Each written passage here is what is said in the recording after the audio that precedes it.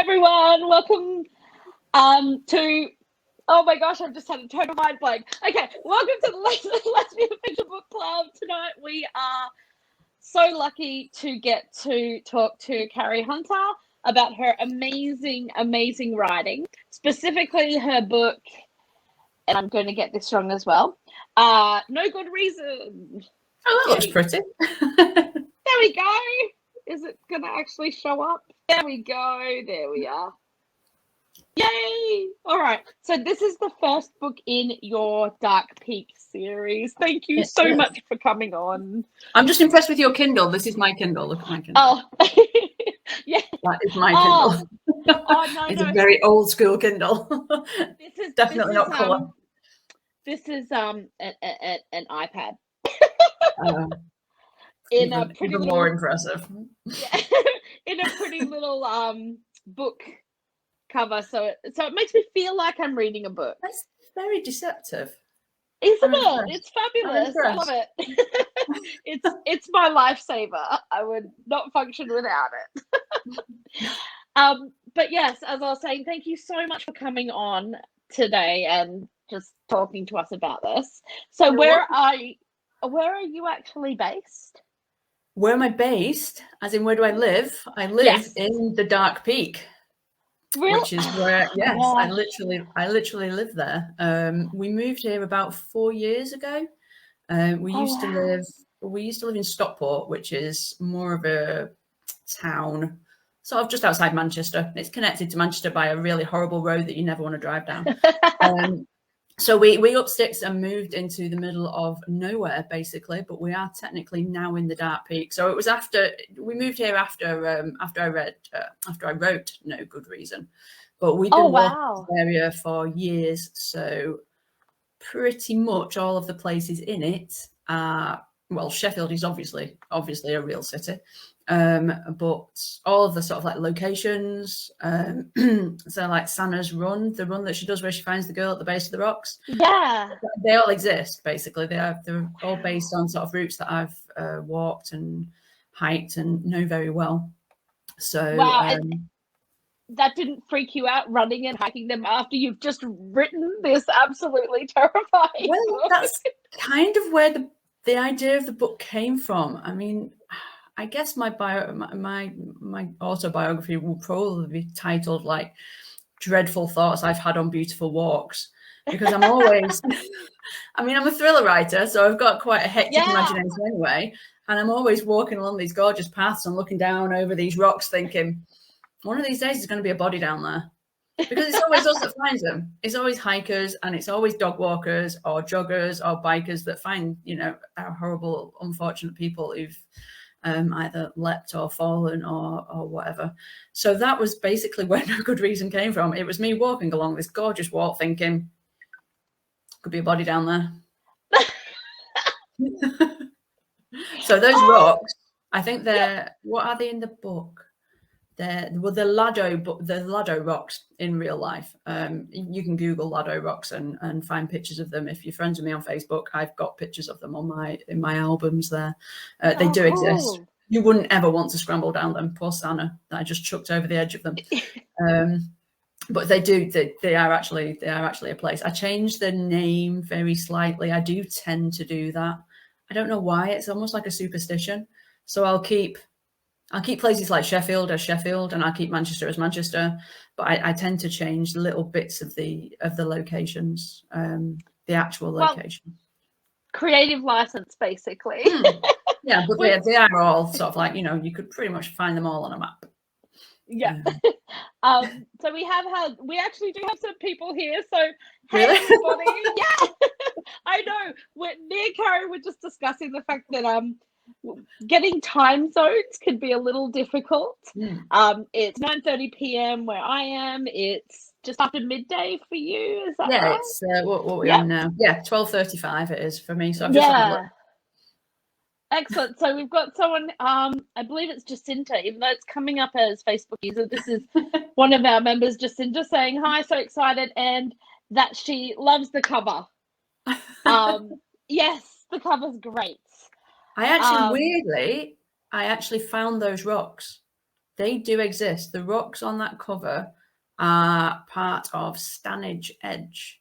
And if you go to my blog, which I don't have the link for because I'm really, really disorganized. That's okay. I have it here. There's a picture of me standing literally on the cover of my book, which is, check you out. That's really funky. So yeah, if you scroll through some of the posts, scroll through some of the posts on my front page on my blog, and you'll actually see me standing on my own cover, which is really cool. That is so fantastic. So, my God, they are a thing. They're not where they are in the book. They're not the actual ones from the book. That there's a ladder rocks, and this is Stanage Edge, but they do exist. You can touch that cover. Wow. That's really cool. Oh my gosh, I was really excited. Yeah, absolutely. So yes, this is the best place for people to find all about your books and all about everything else. Yeah, I'm quite good at updating it. I think my Facebook has loads of like random stuff on it. If you like cats and gardens and stuff, then and the occasional bit of book news, then friend me on Facebook. I also have a kind of a closed book group as well that people are very welcome to join.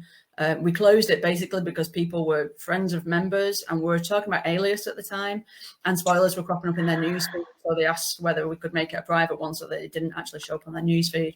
But yeah, that makes sense. I mean, I don't yell about it. I'm not one of these people who sort of like invites loads of people into the group. If you want to be in it, you're welcome to be in it. But I'm not going to beg you not to be in it, basically. But my blog is quite well updated with book news, specifically book news, pretty much. Fantastic. So you mentioned before that yes, you are a mystery writer. I was so excited to find your books, just to find other genres in women loving women fiction, and it's a bit harder sometimes to find other ones. But I have just been so excited about it, and your next book comes out on Friday. Yeah, it's the 1st of October. Right? We were just saying, weren't we? It's crept up really. Well, it's been a 2-year gap. That's unusual for me. I usually manage to pop out a book a year. And this one, I think Breathe came out, what we are now 21. Breathe came out in 19. So it's just a little over 2 years. I think Breathe was September 19. So yeah, COVID did a bit of a number on my writing. And I was writing something. And put it aside because it just wasn't working. So Unbreakable happened. And then because I'm naughty and I don't really follow what authors are supposed to do, they're supposed to chuck a proposal in and get a place on the schedule and get a deadline and whatnot. And I can't write like that. I've said this before. My shifts don't let me write to a deadline, basically. I don't need that pressure. So I then have to wait for a spot on the schedule pretty much after I've finished the book. So it drags it out. But that's my fault. But so you work full time, is that right? Yeah, I drop a shift. I drop a shift a month. So I think full time is 37.5 and I do 34.5. But it still feels like a full-time job. Yeah, absolutely. I'm a paramedic. For people who don't know, that is my full-time job. My day job is being a paramedic, and I've been one for nearly 20 years now, which is a while.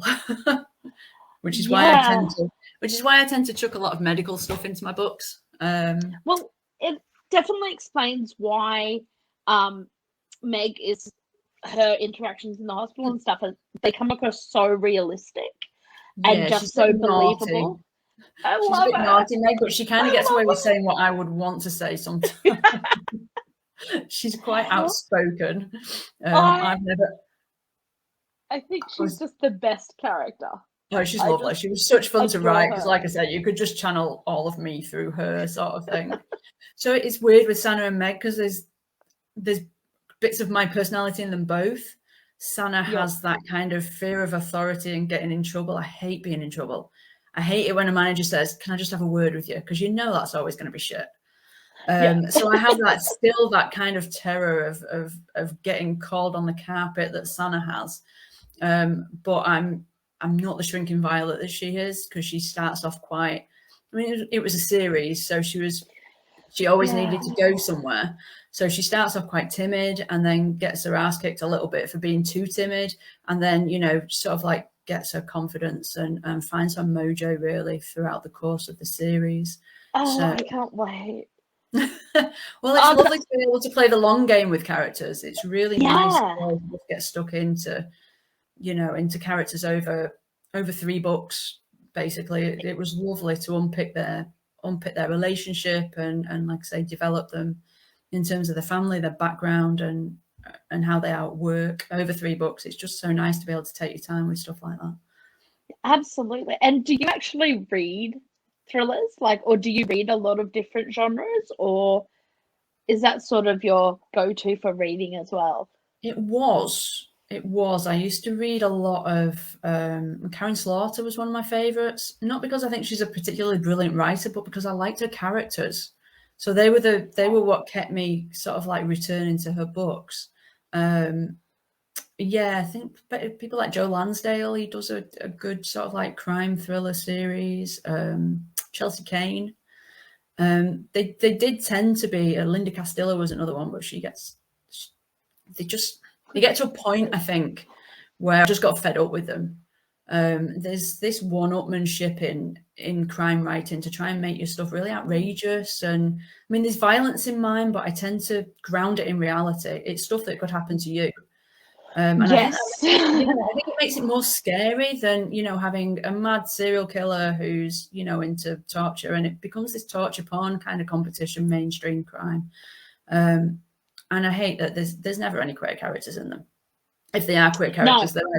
they're either closeted, or they're apologetic, or they're the villain, or, you know, something bad happens to them. And yes, I think the Dark Peak series was kind of my attempt to just write the genre that I enjoy reading, but with the queer characters that I wanted to read and wasn't finding anywhere. So yeah, that was where they came from. Basically, they came from my. I love it.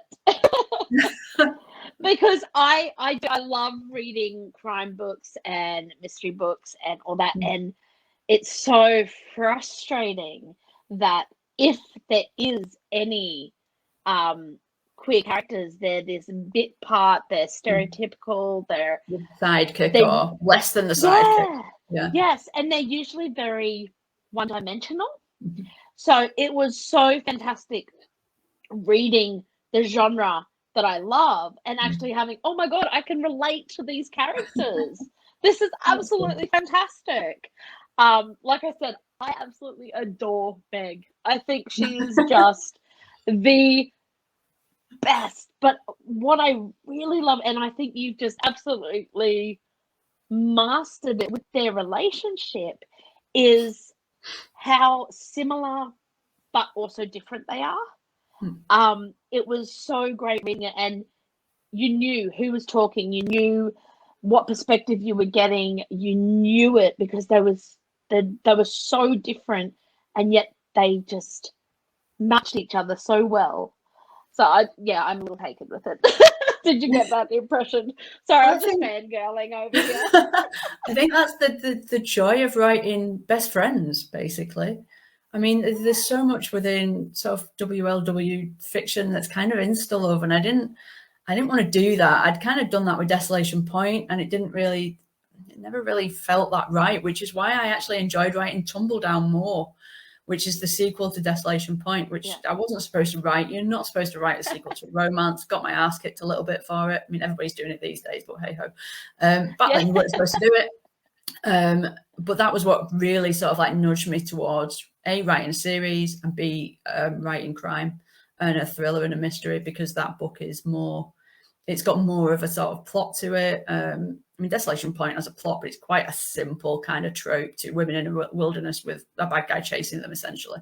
It's fun, but, you know, the depth in terms of plot it's not that great. If I had to have my time over, you know, it's not my favourite out of mine. Tumbledown, it's a better book, I think. It just takes the characters, they're already in a relationship, so you don't have to have all of that kind of build up. And I mean, I know people love the build up. I think I prefer to do something with the aftermath. which is why Meg and Sana were just a joy to write, because they've known each other for years. They've grown up, they've grown up together. They're best friends. They know what they were doing when they were 7, sort of thing. So you can just throw in all these little details that makes their relationship just that much more involving and realistic, I think, as well. Absolutely. Because you've all got a mate like that. I mean, I never had a friend with benefits, but I had a friend that I grew up with all the way through, school, college, university. I bumped into her on the job, weirdly. So yeah, she turned out to be a police officer. We lost touch for years, and then absolutely out of the blue, bumped into her on a job, and she was a bobby, which was just bizarre. Wow, absolutely bizarre. Wow. Yeah, so very cool. strange. But Meg and Sam just have that kind of, relationship where they just know each other. They know each other's families, foibles, quirks, and have sex. And there's no sort of bones about it. They have sex because it's fun and they like each other. And then it becomes, something more. So I love that. I do. I think their relationship is so brilliant, and because they have their own language, they have their own world. They've shared experiences. You can even, you don't talk a lot about the shared experience, but you can feel that, like, that they've had them, and it becomes such a real relationship. There's so much you can relate to in this book.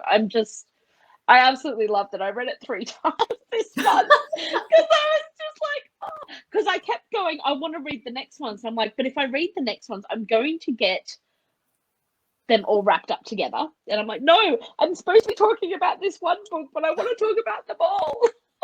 I'm going to do something terrible to you now and say try it on audio, because they're really good on audio.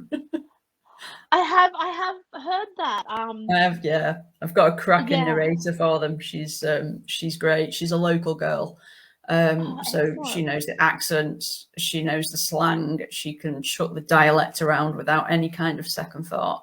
I'm actually we're working on Unbreakable at the moment. She's doing that with me, and we're sort of proofing it as we go. Isn't that common? Yep. If you're not local to these parts and you want to know how the language works and how everything is supposed to be said, then definitely try the Audible versions, because they're really good. And that's coming from somebody who didn't listen to them for months because I was terrified to. And then my wife was like, "You really should give them a go, because Nikki's pretty good at doing this, And then I did, and me and Nikki have been good friends since, because I fangirled her. Fantastic. I got in touch with her and I was like, "Oh my God, you're amazing."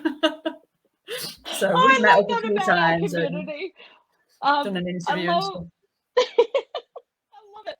That's fantastic. And we're all just fangirling each other, going, "Oh my God, oh my God." It's fantastic. So I feel like I keep wanting to talk about the book, and I'm sorry if everyone hasn't read it yet.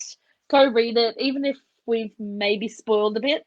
But this storyline, you were saying just before, it was so intense, and it really was realistic, and terrifying, actually, because it was one of those things that it could literally happen to anyone. And one line that absolutely made me shiver, and I was like, oh, and I'm very curious about how it's handled in the audiobook, is the end. So sorry guys, spoilers. When Sana is told by the bad guy why he did it. Which, no, I'm with you. There's no good reason. But but that was absolutely, like, intense. So how do I word this? I'm just like, oh my God. Sorry.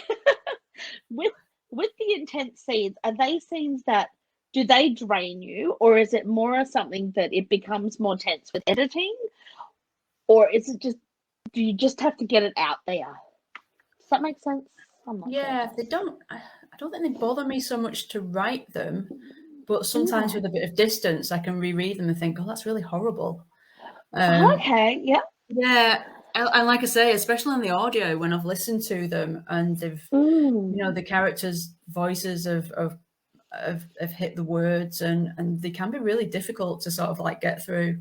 I mean, I tried to keep. There's not an awful lot of violence on the page in No Good Reason.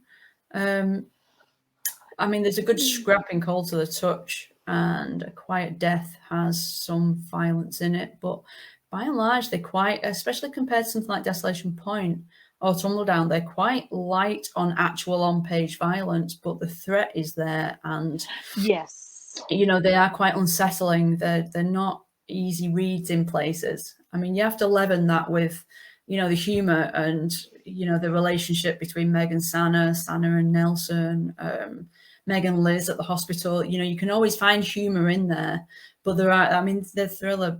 They don't pull their punches. They are, they're adult books basically. They're for thriller readers.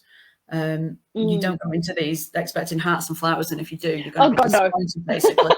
But I mean, people should know that by now. I've written 9 books. They shouldn't go in expecting hearts and flowers romances when they're reading me. No. So that's their own problem if they do. It's nothing to do with me, really. No, definitely not. But yeah, trying to find that balance between sort of like making it scary and, being sort of like true to the thriller genre, but also not really getting to the point where people are put off. Because everybody's got their sort of like triggers and their limits. So yeah, they're not easy reads in places, but I did try and sort of like keep as much as possible to suggestion rather than actual, chucking it on the page. Nobody needs to be that graphic, I don't think. So no, that's what I actually liked about, like, I read and write horror, so that doesn't affect me, but I know it does affect other people. Yeah. But it was the tension that was it was like that fine line of tense, and even the uncomfortable scenes, it was like, yes, but I know that I'll get a joke soon. Just get through it, because I know it'll be okay. I know at some point they're going to eat chocolate or have sweets. Yes. I found it really interesting as well with Sana.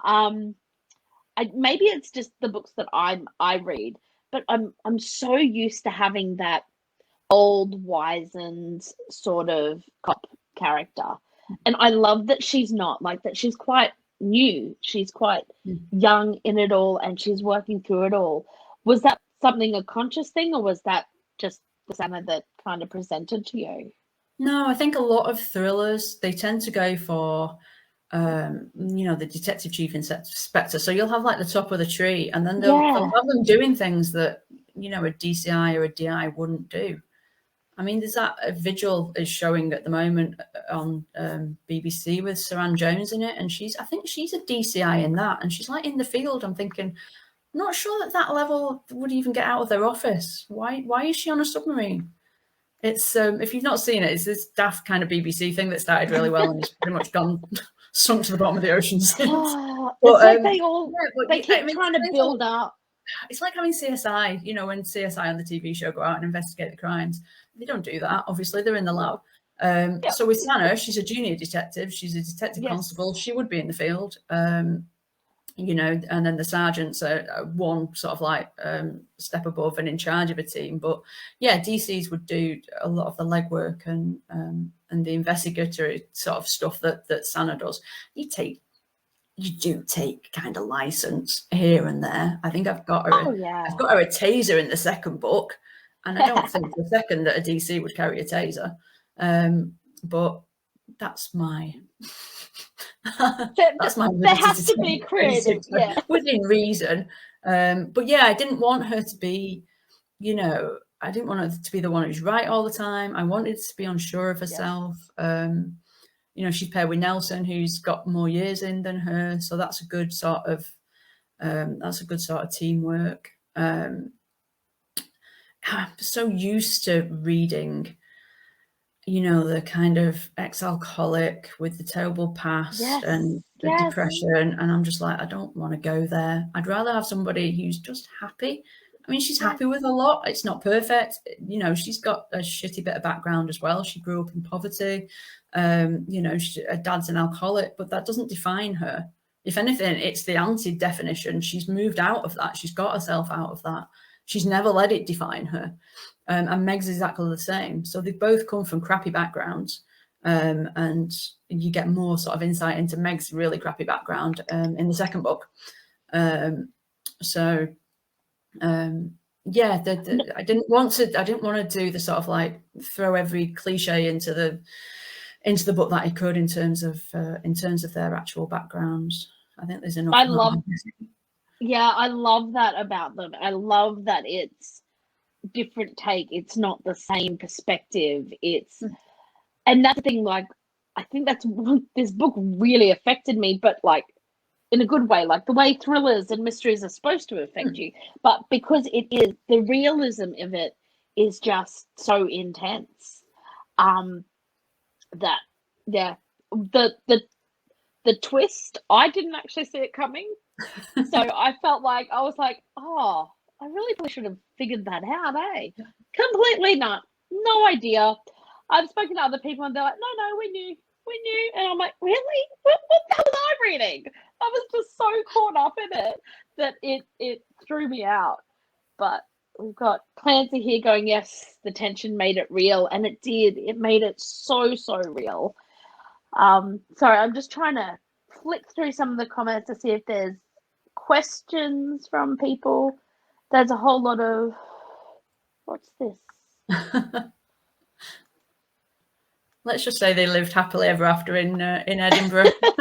Got their life back together. Maybe met up with Santa and Meg a few years down the line. Oh, yeah. They're really their stuff is really affecting on the audio. It really is. Oh. It's really upsetting. I find it difficult to listen to. I mean, it's a while since I've read. I've read Cold to the Touch and Quiet Death. Well, I've listened to it. I have them playing in my car every now and again because it stops the road rage basically. But no good reason. And I think it possibly is that story that makes it difficult for me to listen to. But, you know, I wrote it, but I do find it hard to go back and listen to certain bits of it. It kind of just shows how brilliant the narrators can really bring a book to so many different levels. I think my books are they're quite sort of, they're almost, I don't write a lot of dialogue like in a line or anything, but they're very good with dialogue. I think that is one of my sort of strong points, is writing decent, realistic dialogue. And I think a lot of that possibly comes from the day job, because I get so many people in the back of my ambulance and I will be able to talk to so many different people. I mean, I work in a really diverse area in terms of ethnicity, culture, background. It's very deprived in places, it's quite privileged in places. So I get all people from all sorts of walks in life. And then I can mix with the police and hospital staff, doctors, nurses, you know, down to porters, cleaners. So you just get that feel for how everybody talks, and how dialogue sort of like ebbs and flows. And I think that has helped, basically. Certainly helped from when I sort of like, when I started off writing in Brit in Snowbound, and then I did a couple in American English, and then I went back to Brit, and I would never write another book in American English. But yeah, I think I've kind of become known for that, really, for the sort of the northernness and the Englishness of my books. And I don't. Love that. Yeah, I mean, I do try and make it so that people aren't running off to a dictionary every 5 minutes or having to Google words every 5 minutes. But at the same time, I'm not going to Americanize my language to make it sort of less authentic, I guess. Yeah, no, the authenticity is so important in books, I think. Books, like, it was so, in this world where we can't travel right now, I think it's so important to have books that are so unique to the origins of them, that it is like being able to travel, it's being able to explore these different places. And you're right, the dialogue you have in it is absolutely beautiful, because it does flow. Like, it is such a quick read because it flows so naturally. And Seth here has oh no. Oh, you poor thing. But that's yes, the audiobooks. That's that. yeah. I mean, Nikki basically just took what I wrote and made it great on audio. She's doing a stunning job with Unbreakable as well. So we're about halfway through that now, and this is the first one that I've worked with her as she's been going along. I proofed Breathe with her, but the others were kind of done. I think they released Snowbound with a different narrator. Then they found Nikki, and then all of them got released really, really quickly on the back of Nikki doing them all. And I didn't have anything to do with them until they were out. And like I say, I didn't even listen to them for ages. But then Breathe, I actually proofed, and we work quite closely on Alias and Breathe. And now Unbreakable is the one that I'm actually working sort of like as she's doing it. That's she's really sending me a chapter. You know, I'll open my inbox and there'll be another 3 chapters for me to proof, and then we've been able to discuss the voices and certain lines of dialogue and bits and pieces as we've gone along. It's been great. It's been really, really good experience. Wow. That's cool. I've always wondered whether authors get a lot of say on the audios and stuff, and that's really... I very much doubt they do. From what I've read online, they might have a say in the narrator, but the actual process, I doubt that they'll get any input in. Wow. I don't think Bold Strokes don't even like the authors proofing because I think they're worried that it won't be a case of actually there's an error here. It'll be a case of that line doesn't sound like it sounded when I wrote it. I want you to redo it. Yeah. And they're afraid you'll become a director rather than a proofer, I think, which is a genuine, you know, it's a valid kind of point. Absolutely.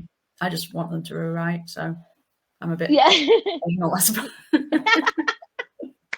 But Nikki actually prefers the author to do the proofing because then she knows it is right. Because I'm literally sat there. That's why I've got my Kindle here. I'm literally sat here and going through it. And then she'll make the corrections and send me a corrected version, and happy days. It's done. Wow, that's really cool. That's exciting because that's Unbreakable. Is that what you said? That's Unbreakable. That's the one that we're working on at the moment. And that's the one that comes out.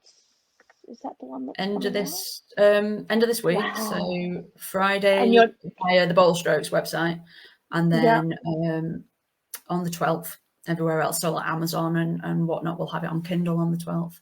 The audio I don't have a release date for yet, but it should be pretty soon after the print releases, I'm hoping.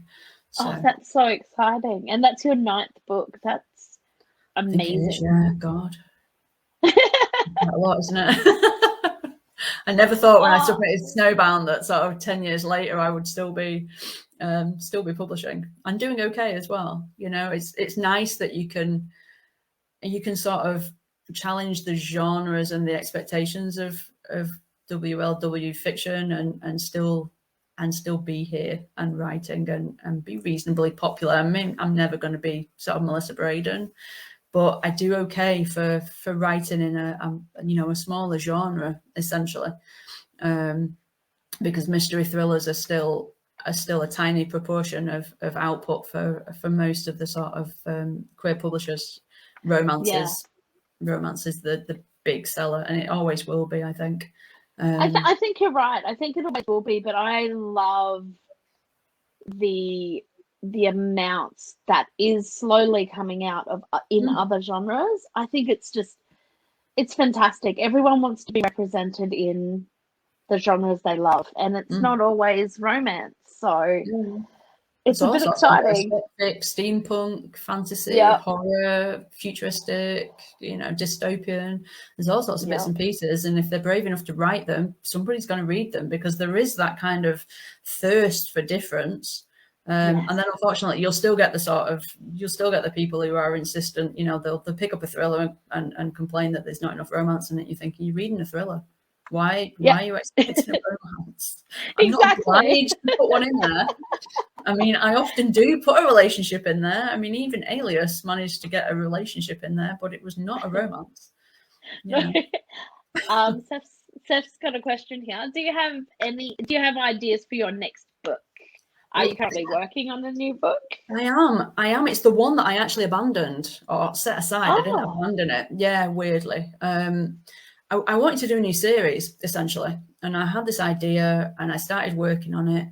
And then I don't know what happened. And maybe I just got caught up in the planning a little bit. And rather than just writing it, I got stuck, I think, trying to work everything out. Which isn't really the way that I tend to write. I'm a bit of a fly by the seat of my pantser, rather You're than a discovery writer. I love that. And I think I just got bogged down with it and it stopped being fun. So I set it aside. And plus I had this little niggling idea for Unbreakable. And I don't know whether it was just what was going on, in the wider world. And I just wanted something that was kind of simpler. And Unbreakable is quite a simple kind of trope to it. Essentially, it's injured woman kidnaps doctor. It's been done before, it's how you put your own spin on it. Absolutely.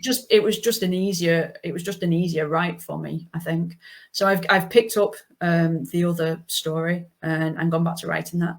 And weirdly, it enabled me to put the lead from that story into Unbreakable. She's got a bit of a cameo in Unbreakable.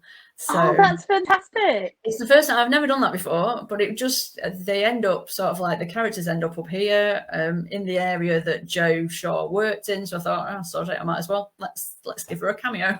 I love that. She's just got quite a small role in Unbreakable, but she is in there, and she's the sort of lead in the story that I'm working on at the moment. But I'm hoping it's a new series. I'm hoping it'll be a new series. I don't know whether that's what caught me up as well, that I was terrified of it being too similar to the Dark Peak series, because it's another sort of police and doctor pairing, but very different. This is second chance, I think. So two women who've been estranged for about 15 years and meet again on a case. Had no idea that they were working in the same area, sort of thing. So, But they had a really bad kind of breakup way back when they were sort of students. So yeah, it is very different to the Dark Peak, but I think there's always that terror when your books and your series have been really popular that people are just going to look at it and go, "You're just trying to do the Dark Peak again." Yeah. So it's trying to make them so distinct and so different. And yet keep all the things that I love, like the humour, the medical aspect and the police aspect and northern dialect and, the sort of like environment around here and the areas and stuff. So make them distinct, but not completely lose everything that I love writing about. So. Yeah, absolutely. I think it's fantastic, especially like that you're now living in the area that you've been writing in. I think that's just absolutely beautiful. I think that's the best thing. This picture behind me, I don't know whether you can see. That's the Dark Peak. I know, it goes backwards. There you go. Wow. Those are the wool packs up Kinder Scout, basically. So that is fantastic. It's and the way you've described it is so beautiful. Like, it's so picturesque, and if we could travel, I'd be recommending everybody go travel to see it. One day, baby. Everybody in England is currently marching up the Dark Peaks because obviously we're all staycationing at the moment. So the hills have been very busy. I'm looking forward to everybody just going abroad again and leaving the hills to us. So they've all been stomping up our paths. Oh, no. I mean, there's a route that Meg and Sana do right at the end of A Quiet Death, and we were up there the other day. We weren't up that actual clough, but we were up on that bit of the moor, and it always reminds me of them. Every time I go up Lado, it reminds me of them. And I always say to my partner, my wife, that's where I chucked Sana down. No wonder she was mad at me.